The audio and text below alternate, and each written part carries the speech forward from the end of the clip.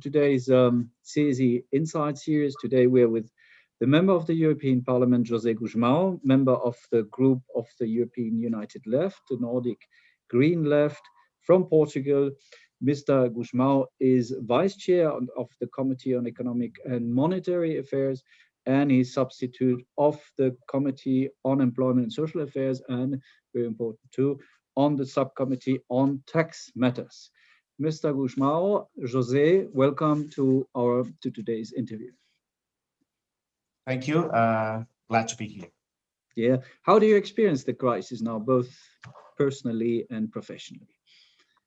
Well, I think personally, I had some of the problems that other people had, especially during the confinement period when my two children were out of school, and that created the work problems that I think everybody's becoming very familiar with.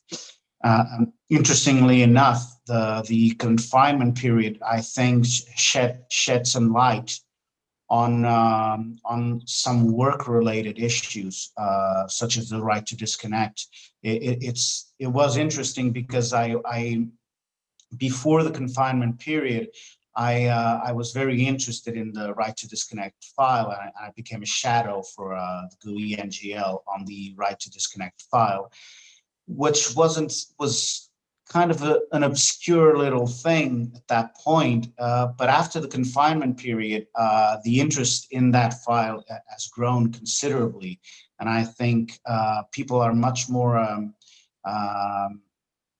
aware of these issues, of these problems that were at some point viewed as a kind of a small problem for a very limited number of people. And I think now it's completely reversed that perspective. I think people are understanding the importance of this issue for our future.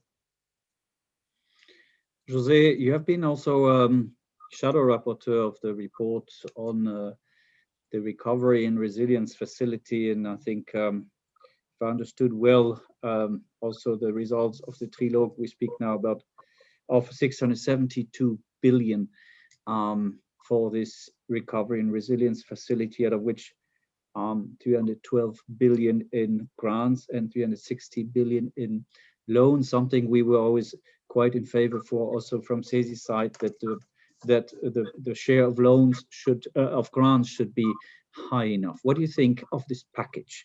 Do you think it will be up to the economic and social challenges for the coming, let's put it this way, year maybe? Well, no. Actually, we shared the Parliament's view that a more robust package was needed, and that the numbers involved in the final deal are grossly underestimating the impact, the economic and social impact of the COVID crisis. And also, we've been discussing the issue of the access to loans, because the fact that we have an instrument which is based on loans in a part, and the other part, which is based on grants, is also based on loans, at least for now, until we get some own resources that can pay for that debt, would create some unintended consequences, which have to do with the fact that some member states, especially the ones that are more vulnerable in their public accounts, would not be as invested in responding to the economic crisis as they should. And I think that we are witnessing that very problem as we speak. And actually, recently in a plenary session, the economic commissioner, Mr. Gentiloni, was calling on member states not to bring down their support programs, because there were signs of the economy slowing down. And I think that this has very much to do with the kind of instrument that was built, the importance of loans in that instrument, the fact that support is insufficient when related to the volume of the crisis, but also with the fact that this instrument is being implemented with the background of conditionality and the ghost of returning conditionality to come.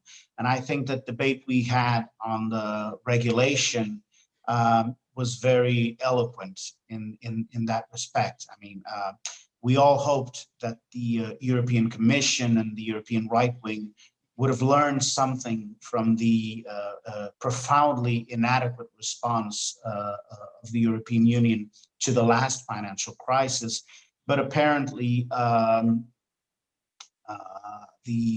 what a famous economist describes as the dark age of economics is pretty much alive, and apparently we still have people insisting that austerity policies and pro-cyclical economic policy are the way to respond to an economic downturn as the one we're seeing, and that was very present in the debate on the RRF regulation.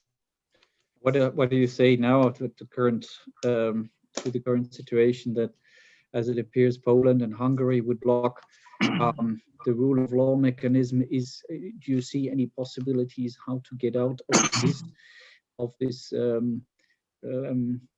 could I say? I would call it a crisis, because on the one hand, money needs to be on the ground as quickly as possible, and of course, on the other side, certain principles cannot be just so simply given up.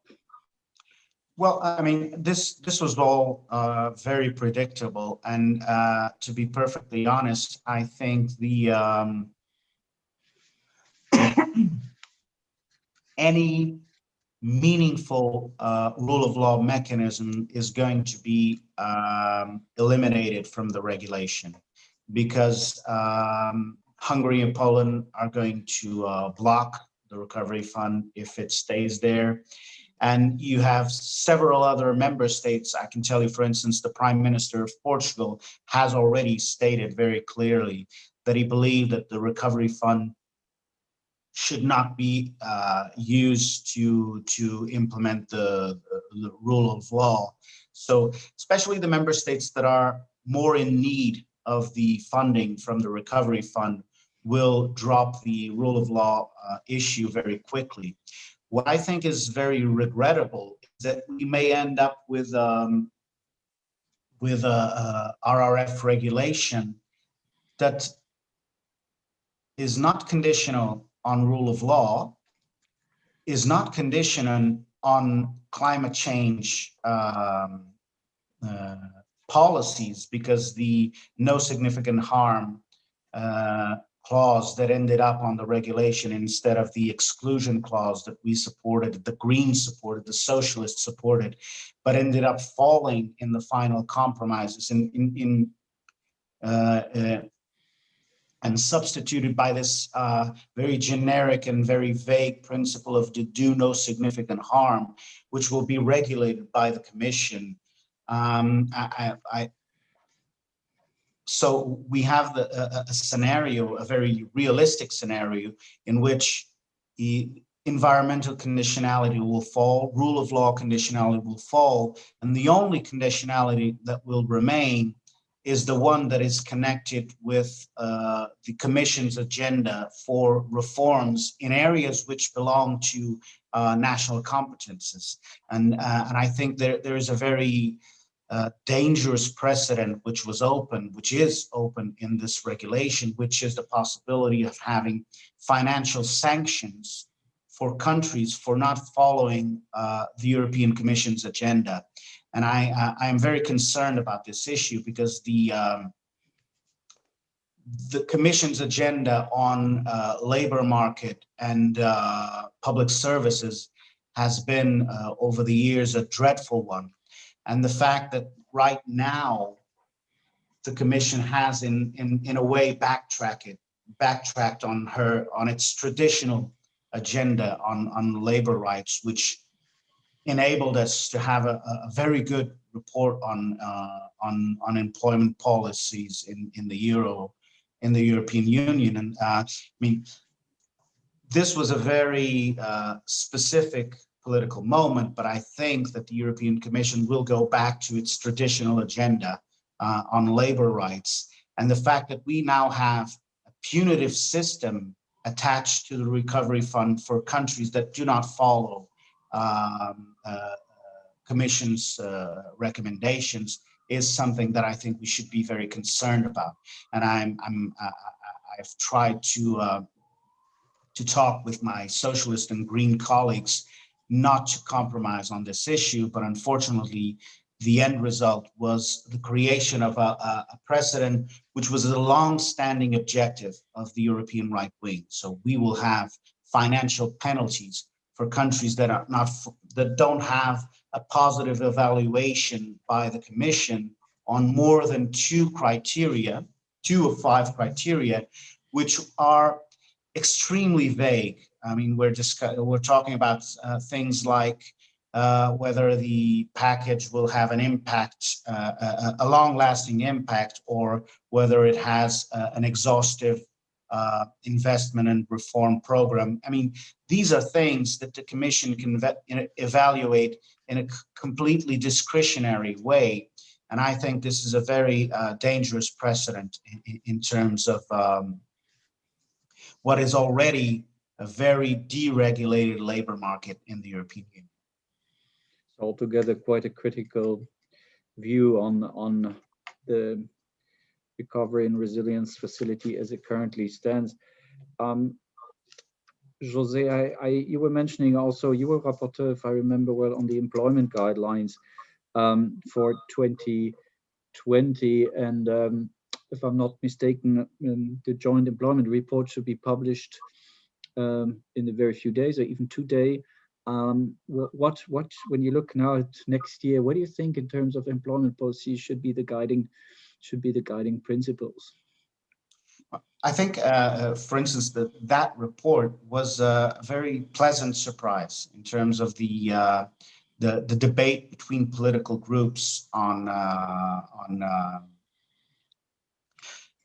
several topics which used to be very difficult to debate in the European Union and also in the European Parliament.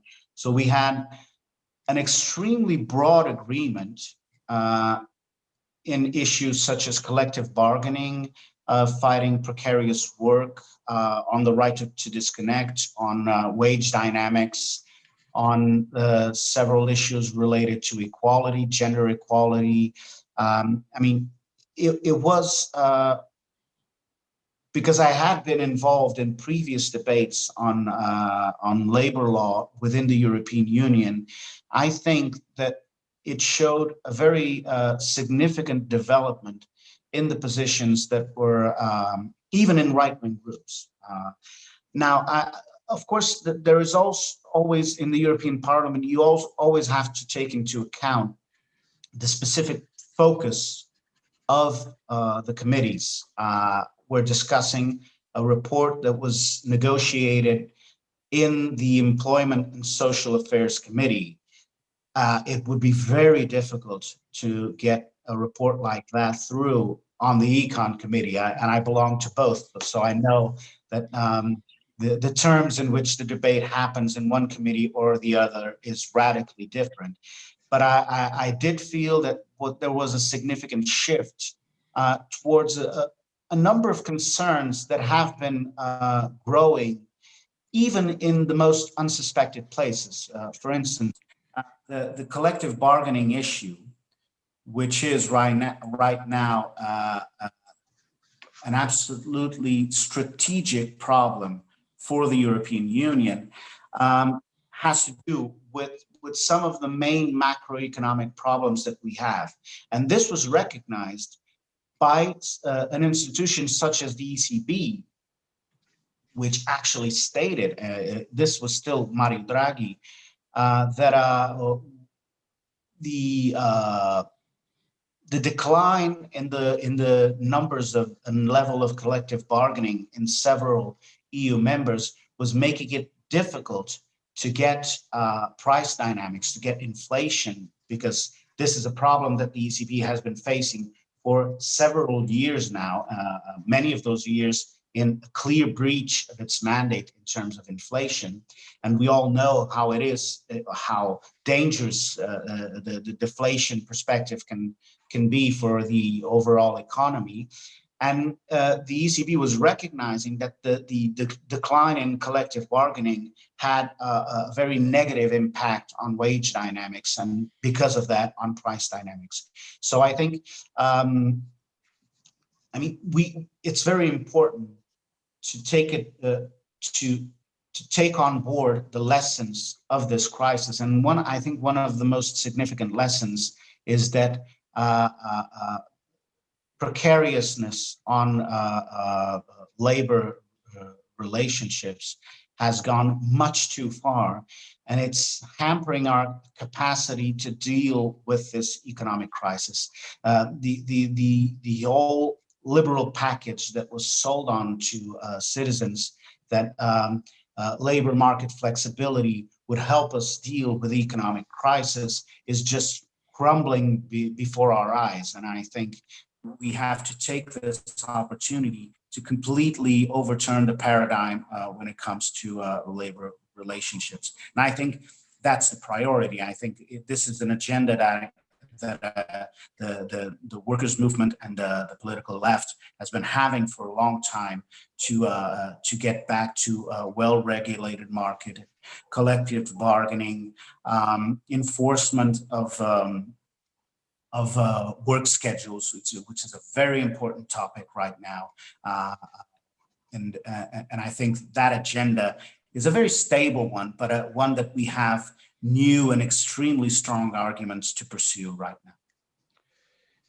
José, you mentioned the wage dynamics. Now the European Commission has come forward with a proposal for European framework for adequate minimum wages.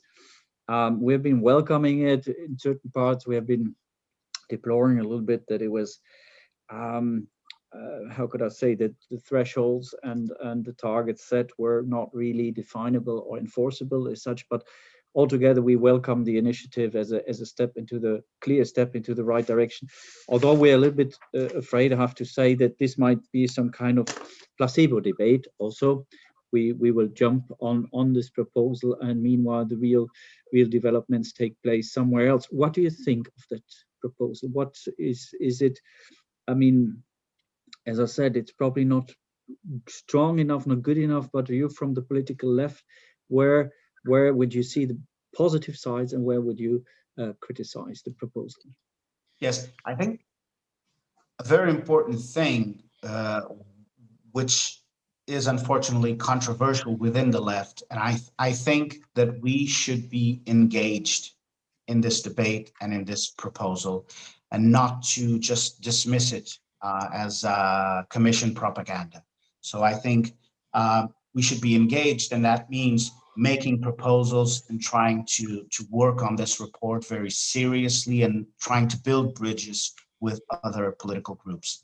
I think that the report has some positive aspects when it develops the framework on the minimum wage setting, and also on the importance that it gives to collective bargaining as a general principle. And I think that's a very good thing, because sometimes collective bargaining is referred only in relationship with the member states that have strong collective bargaining systems, which used to be the case of Portugal, but it is not anymore. And I think that valuing collective bargaining as a general policy is an important thing. I mean, I think my concerns are very aligned with yours. I mean, there is a basic problem in having a directive on minimum wages that has no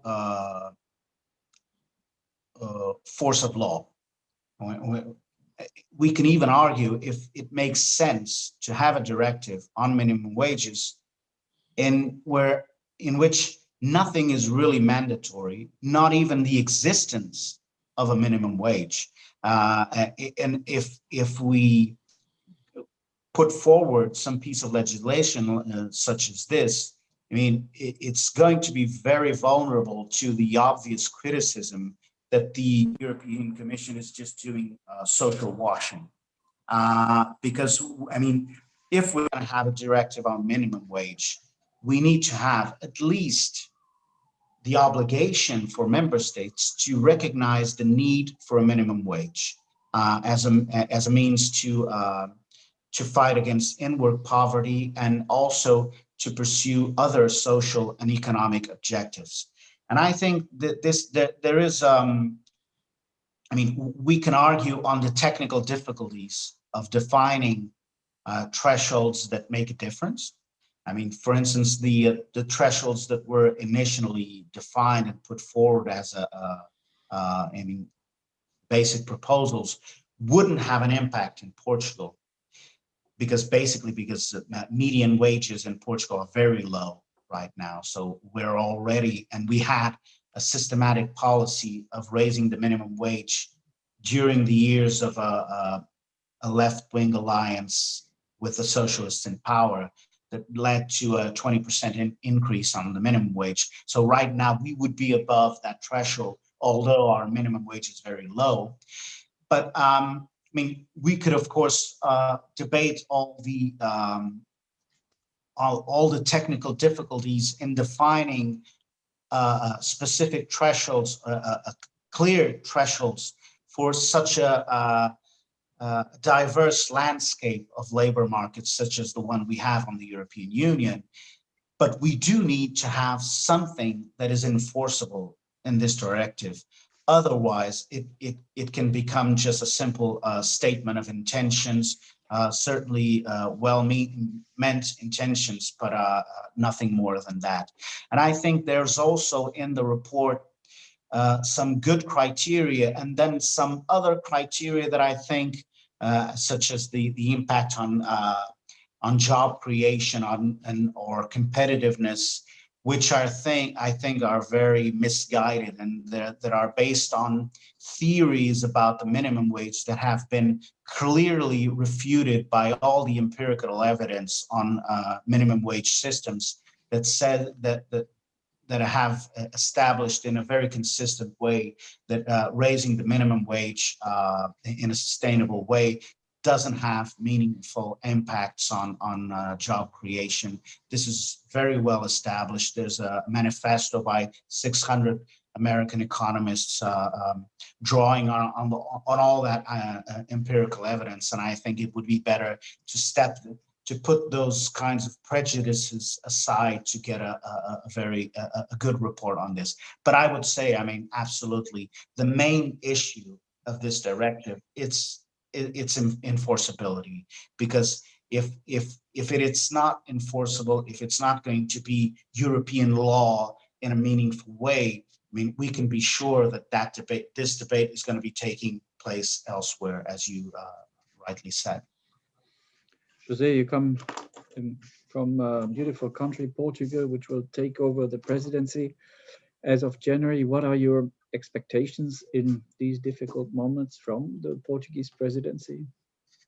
Well, we had myself and Marisa Matias, we had a meeting with a delegation from the Portuguese presidency work group, where they gave us their priorities for this period, which was climate, digital, and social. And I mean, it's nothing particularly new, but one of the points we addressed in our meeting with them was that we felt that when defining the specific content of each point of this agenda, there was a clear lacking in the social dimension of the issue of labor law, which is not really understandable when we have a series of open debates in the European Union that have to do with labor rights in the European Union. And the agenda of the Portuguese presidency on the social area was basically all related to things that we agree with that are very important on childcare, on obviously health systems and social security, but was completely,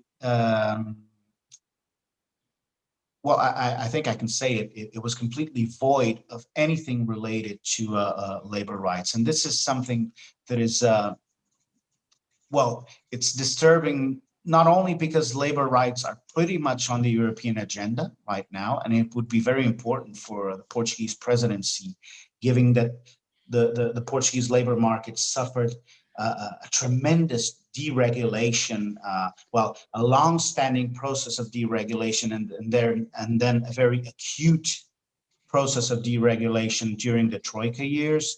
It would be very interesting and important for the Portuguese presidency to be very active on getting labor market standards in the European Union, not to make the European Union a regime of labor market dumping and competition by wage devaluing, which is, and unfortunately has been very much the case in a big part of its history.